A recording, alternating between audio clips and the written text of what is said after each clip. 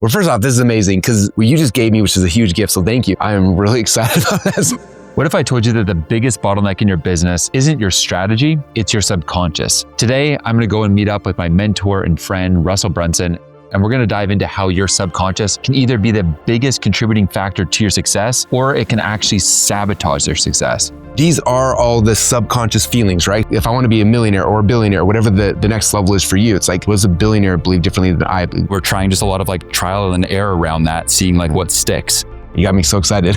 We're going to show how your subconscious can influence things like your marketing, your content, your sales. And when you get it dialed in, it's going to help propel you to your goals and help you avoid massive failures that are in front of your face every single day. I never even thought about the subconscious belief and building it that direction. Is fascinating. We're going to share a lot of different tactics and systems that I haven't shared anywhere else. And I also learn a ton of things that help me go and avoid sabotaging my own success. So I can't wait for you to see this. Let's get into it. I feel like I've uncovered something that I think we're both into, but I'm sure in very, very different ways, which is the power of the subconscious mind and its influence on different aspects of business and your personal life. I'm excited. It's my favorite stuff to talk about. Yeah, exactly. That'd be awesome. Get into it. We've got kind of the subconscious side of things, let's say, mindset side, and curious to dive into some of your kind of practices, tactics, what you've seen really work, because obviously we got the sales side, which I know is something that you're super passionate about. Yeah. And then the content side of things, which is something that we're both really passionate about. From reading over the years, from mentors, podcasts, and just talking with fellow entrepreneurs, I've come to the realization, honestly, that what's going on in your subconscious is way more important than what even is consciously happening. The idea of not just programming your subconscious by thinking or writing certain things, but actually feeling them being the most important aspect is something that me and Russell jam on here. Most people that I know that talk about subconscious, they start with the mindset side. That's what they're focusing on. And for me, it started the other way. It started with sales. And it's actually fascinating if you look at the history of it. Again, I'm a book nerd.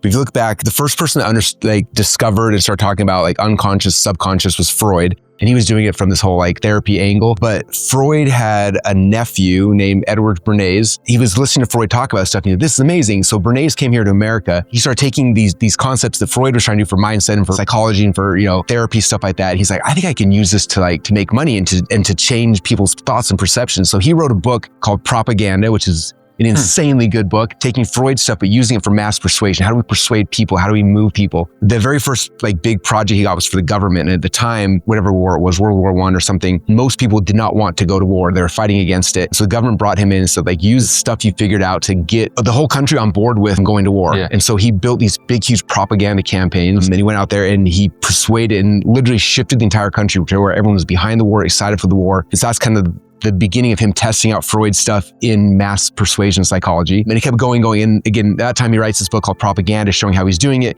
But then propaganda becomes this very negative term. And so he goes back, he's like, we need to change this. So he renamed propaganda public relations, which became PR. And he was the one who founded PR. And so I came into the sales world learning about the subconscious, through that lens of the same way that I get somebody, if I'm in an audience and there's 5,000 people in the room and I'm trying to get them to run to the back and buy my thing, understanding the psychology of that, it's the same psychology I need to actually change myself. And so then it's turning it inwards. And then for the last 2.5 years of my life, that's my obsessions, changing myself, my own mindset through this same persuasion techniques, subconscious understanding. So that's kind of how I connect those things together. So oftentimes we think we're being conscious with decisions that we're making, but the truth is there's other stories going on in the background. I've gone and become consistent about every single night listening to a certain meditation. I love this one from Bob Proctor and this one from Wayne Dyer. And I also go and read a one-pager that kind of creates my dream scene of where I'm looking to be over the next year. And when I'm reading that, I'm really feeling into those emotions. And that surprisingly, it sounds like he has a similar strategy. I think one thing that'll help this make sense for people too is understand the difference between conscious and subconscious, right? And the conscious mind speaks in questions. So a lot of times we're asking questions over and over and over again. Whereas the subconscious deals with stories, which is why when you're doing your stuff at night, you're not asking yourself questions, you're painting a vision, you're painting a picture, you're telling a story for your subconscious mind to see and to understand, right? And that's the thing that a lot of people miss. I'm consciously deciding what is the thing I want to change in my life, or consciously seeing the thing that's broken, right? And then we try to consciously try to solve the problem, but that doesn't actually work. A lot of entrepreneurs come to my world, they see we have an award called the 2 Comma Club Award. They see, I'm going to make a 2 Comma Club. It's consciously I decide I want to win a 2 Comma Club Award, and they start going towards it. And it's crazy. Some people it's very simple. They just go and they get it, right? And other people people, it's like they just can't, like thing after thing, no matter what they do, they can't figure out how to get it. And it's not a conscious thing. We give the same training, the same frameworks, the same systems to everybody, but some have success and some don't. And the reason is because of the subconscious, like the story that's told inside their mind, right? Somebody who grew up in a family where the family like thought money was easy to get. And they just have this subconscious belief. Like the story they told is like, oh, it's easy to get money. There's money in abundance. Whereas somebody who grew up in a family maybe where people were like, money's really hard, it's very difficult. And they just have this belief, like that's this belief they have. And when I understand that, it's like, okay, now I have to figure out how to change that subconscious belief. And there's a lot of ways to that, like what you're talking about, you're doing tonight, like you're telling yourself these stories, putting that pattern into your mind versus the other one. Yeah, you see it all the time. Like whether it's like someone, they know they need to make content, they need to be putting their brand out there, but they're worried what their team's going to think or what are my investors going to think? Yep. And sure enough, they have these stories in their head that are tripping them up and preventing them from doing the thing that they really know, I think, in their heart of hearts. And like, it's part of their calling in life to get that thing done. But there's just these like stories that are sort of tripping them up. So the most beautiful thing about your subconscious mind is that you can actually go and influence it. I have a bunch of strategies that I've used, things like my board meeting strategy, and Russell's got a bunch of strategies that he's also used to evolve into a founder of a multi-billion-dollar company now. So we chop it up on those inside systems that we've used. I was pretty surprised actually to learn a few of his because they're new practices I'm going to now integrate into my daily routine. Oftentimes it's that drama side of things, not the math side of things. That's really tripping people up. 100%. What's like the core thing that you sometimes find is like, this is like a way to help others, or what's something that's worked in your own life to get people over that? Let me explain on sales side, because it makes it, for me, it's easier to explain. It sounds here. like that's like where it's all started. Like it's all there and then it filtered down to one. So rip it. I'm the worst ever one-on-one salesperson. I'm not good at that. It stresses me out, but I'm really good at one-to-many sales. So the problem with one-to-many sales is there's a whole audience of people and I don't know what their individual concerns are. You're kind of just like shotgunning out a whole bunch of things and hoping for the best, right? And so when I'm doing a presentation that I know the goal is to get somebody to go buy something at the end of it. For them to go buy something, I need them to believe this is going to work for them, right? And then I reverse engineer, like, why would they not believe that? Like, what are the stories they already have in their mind? And so it's like, well, one of the case studies I always share, because it's like kind of a goofy one, but easy. It's like, let's say you're selling someone a network marketing opportunity, right? As soon as I said that, like, I'm sure everyone listening, like, you had an instant, like, visceral reaction. Either you're like, I love network marketing. You're like, this is the most evil thing in the world. Or put an idea into your head and you instantly, subconsciously had a feeling. But they have this story that, like, if I join network marketing opportunity, I'm going to lose my friends, my family. That's the subconscious story they have. So I got to think back, like, why do they believe that? Like, something happened in their life that caused them to do it. And again, I don't know each person individually, but as a whole, like, what probably happened? So usually what happened is that either they joined a network marketing opportunity, they called their friends and their family and they got, yelled at and they got hung up, or they had somebody that they knew join and the person kept bugging them. Right. So in their heads, no matter how good I am at selling or persuasion, they are never going to run the back of the room if that's the belief they have. Even though I'm giving a presentation or consciously speaking, I know that they have a subconscious belief that will keep them from ever buying my product. So I got to figure out, okay, this is the story they have. What story do I have that would trump their story? Because if I can replace their story with my story, then they will move. If my story will trump their story, that story will fall away and then the new story will take over. And now when I pitch them, like, this is me, like, they'll run to the back of the room if they believe my story. And so that's how we do it in sales. And so mindset's the same thing. I come back and I'm like, what's the story I actually have right now? Like, I have to tell myself a better story to rewrite the false belief. Otherwise, it's not going anywhere. So your subconscious doesn't just influence your mindset, but it can also go and help you with content. I go over some of my most favorite tactics here for really helping you understand what's going on in the mind of your core consumer so you can go and leverage the stories that they're telling, the dreams they have, and their biggest fears to then influence the exact content that you can create that's going to help them convert. Now, I found this actually on the content side. I see a lot of founders, when they're coming up with like a content strategy, pull it out of thin air, and they're like, I don't know where to get content from. Where do I come up with these ideas? And one of the core tactics that I find is most useful to actually just create content that people either consciously or subconsciously want is to just go and create a Typeform survey as an example and go and just survey your existing amazing customers and ask them a few questions. Number one, what's keeping you up at night right now? Ooh, that's a good one. Number two, if you were to wave a magic wand, what would you want my help with over the next year? And number three, what is your biggest dream right now? And then taking all of those answers when you've gone and maybe surveyed, say, 20 people, and then using that as the backbone to your content strategy. So you're starting to kind of now craft content that solves those insane problems that they're keeping them up at night, that they may not even consciously know that they totally want these things solved, or that you can even solve this, but can kind of then spin that into a content strategy that not just attracts these people, but like really converts them to your thing because you're inherently solving those really burning problems or helping them really see that dream in a way that if you're doing it right, they feel like you're almost reading their mind. Yeah. When I first started really executing on this, the coolest thing that happened with the sales stuff is they're more willing to buy. But then second off, sometimes you can consciously convince somebody to go buy something from you,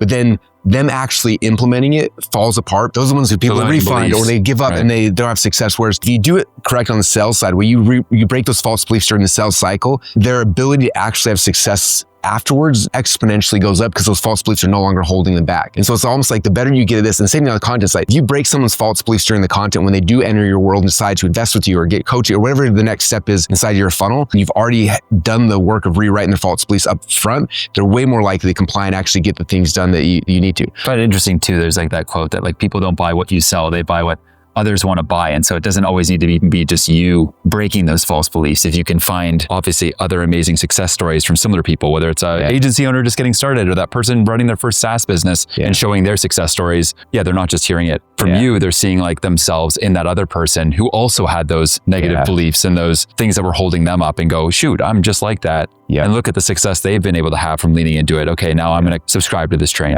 So just like every company has its own intellectual property when it comes to your customer list or maybe even your tech, I believe that you also have content intellectual property. These are the common phrases that you use that become almost the monikers of your brand, the things that people come to know and love you for. Now, I went and discovered a kind of new strategy that I formulated with partly my own subconscious and leveraging ChatGPT, which I share with Russell in this next bit. And I'm pretty sure it blew his mind. I want to run something by you. Something I've been playing with on this sort of level recently was inspired by Mel Robbins. I just kept on thinking, Mel Robbins is such a genius marketer. Like these like different terms that she's invented, like that or the 5-second rule. My wife's a huge Mel Robbins fan, so I hear about it every day. She's crushing. It's like number 1 on Amazon, number 1 on Apple. I'm like, what is going on here? Basically went and thought like, what is she doing here? What is happening? And it hit me that maybe something that's kind of happening is that she's taking like all these like psychological barriers that oftentimes like her audience has. And when I did this with my own audience, right, I was like, go in ChatGPT, come up with the top 20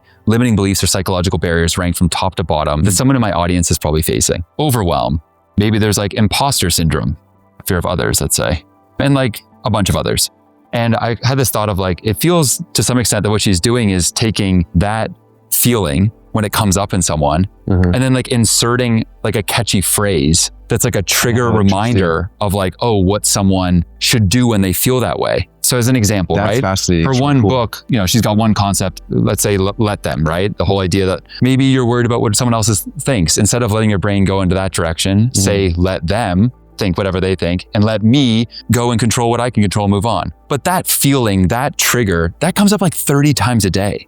Like in different ways. Oh, I'm going to talk to Russell today. I hope I'm on my, on my best today. And it's like, no, at a certain point, stop worrying about this. Like let Russell think what he's going to think and I'm going to do what I do and let's see where this goes. Similar to her book, 5-second rule, when you're procrastinating or when you're putting off that thing that you should be doing, like using that rule constantly in your life, where again, it probably comes up 20 plus times a day and thereby, in some senses, like Mel Robbins concepts are like coming up in your brain, like 20, 30 times a day. And so I started thinking, okay, what would it look like to, with each of these like core blockers that my audience has either consciously or subconsciously, what are like different phrases that I have or could invent that help people overcome that? So say for a fear of others and what they're going to think, maybe like a phrase is like, do it messy. This whole idea of like, do it messy, like launch this like thing that's kind of shit, launch a draft. Like it's okay. Like if it's a bit messy, just go for it. Coming up with this basically like a phrase cloud that all of these phrases then deal with all of these like subconscious or conscious like blockers that people get into. And then you have all these phrases, you can test them in like short form content, in tweets, in YouTube videos, see what catches fire, and then kind of like double down on that as almost like your content intellectual property. And it was crazy because when I was reading her book, it was interesting. The first 15 pages, she's coming up with like, so where did I even come up with this concept? I actually put a short form video out. Oh, really? And I had shared this because my daughter had said it in the backyard. And sure enough, this video storm got like 20 million views in 24 hours. And she made a podcast around it. And it was like the #1 Apple podcast around that. And she's like, okay, now I'm going to write a book around this. So I'm curious on your side, like, what you do around this or how you're thinking around it, any strategies. You've been a genius with this in your own way, like the concept of like inventing a funnel. As like people were kind of thinking like, I want to, drive people from traffic to like a website thing to like a product. It's like, that's a funnel. Like, how do you think about that a bit? Well, first off, this is amazing because this left-hand column, these are all the subconscious feelings, right? When you have a conscious decision and these are the things you're feeling, that's what you got to be aware of. And so it's like, why do I have the fear of others? Why do I have the imposter syndrome? Why do I have those? Well, you just gave me, which is a huge gift. So thank you. It's just like, I never thought about that lens of what Mel's doing or how to do in content, but this is what hit me. I don't know if she's doing this, but it feels like that. I think you're dead on. She may not even consciously know that's what she's doing, but I'm really excited about that. So what this is doing is what we said earlier. It's trumping the story, right? So like you do it messy, you're gonna tell a story about that. And next time someone has it, they're gonna default to like fear of others. And that's the story. And then it's like, oh wait, I can replace it with this story, do it messy. And then that gives them encouragement and power because you trump the story. And it's like interesting because in the previous thing we were kind of talking about like how to then come up with a content strategy around this. It's like, well, you have like maybe a chart of like 20 of these fears or limiting beliefs or subconscious like barriers people have. Like that one thought, which in her case was let them, but in this case, maybe it's like, again, do it messy. And it's like, how do you then start to create like a bit of a content waterfall off of that? Basically put it in front of like a focus group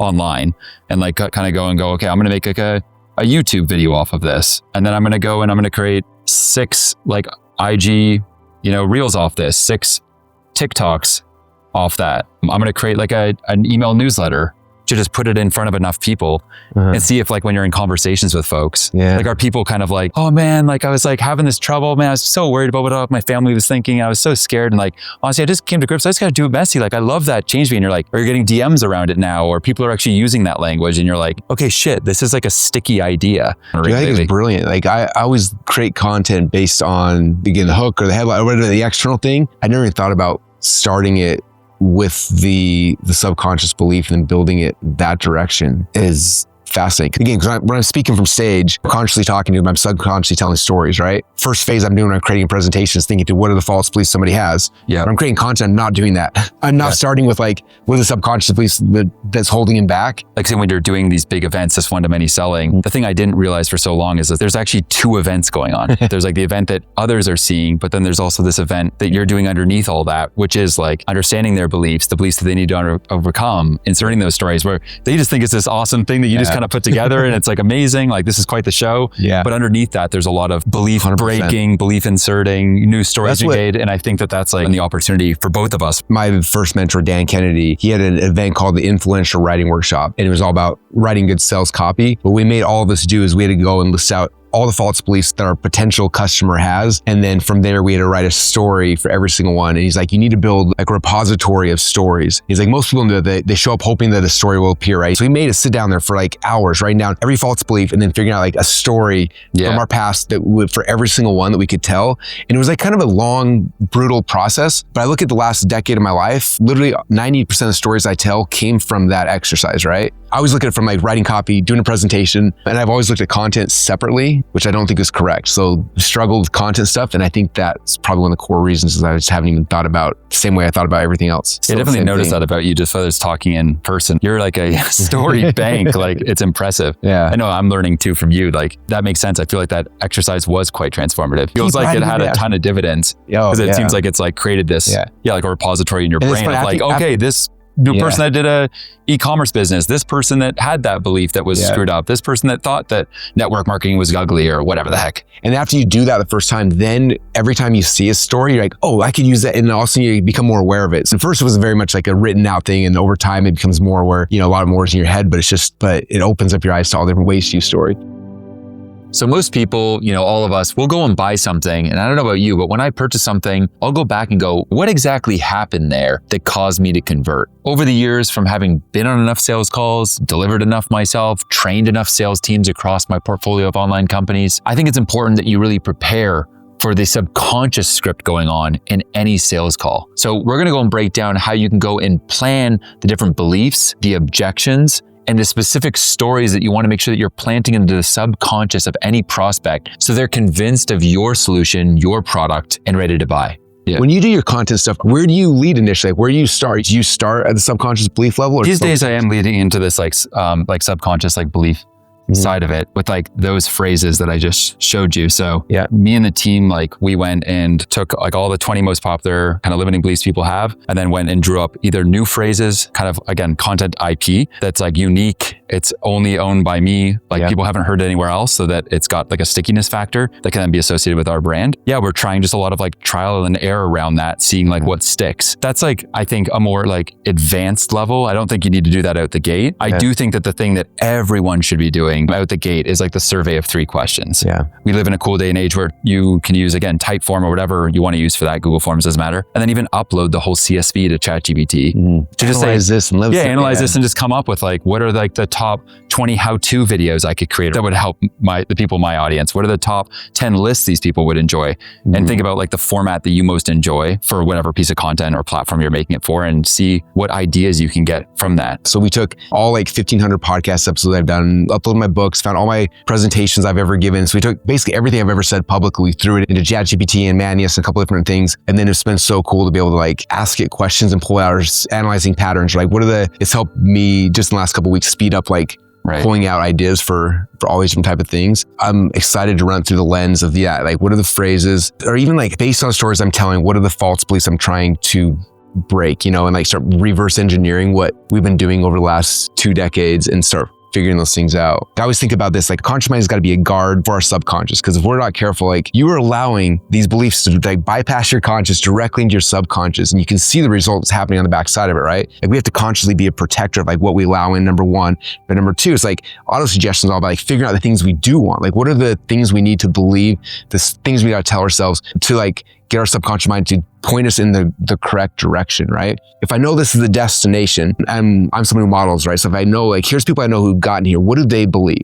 Like, I got to figure out what they believe. If I want to be a millionaire or a billionaire, or whatever the next level is for you, it's like, what does a millionaire believe differently than I believe? What does a billionaire believe differently than I believe? What is a founder? Whatever the goal you want, right? And so we model that and then reverse engineer. Here's the things they believe that I struggle with. All right, let's create suggestions to get us to have the same beliefs that we need to have to get there, right? And at your current level, like, is there any content stuff that you're currently like noodling on your own side that you want to chop it up on? We've been playing a lot with that recently, trying to figure out like my unique voice. I feel like we've been struggling a little bit. There's platforms we have, like for me, it's like live events or podcasts where it's like I can speak and connect to people in a certain way. But now, and when the internet got started or social media got started, it was all based on like, we get subscribers, we give a message, our subscribers here now. But for most social platforms now, it's no longer subscriber based, it's algorithm based, right? So it's like a lot of times I'm having to create content in a way that's not the way I would normally do it to be able to feed the algorithm, and I struggle with that.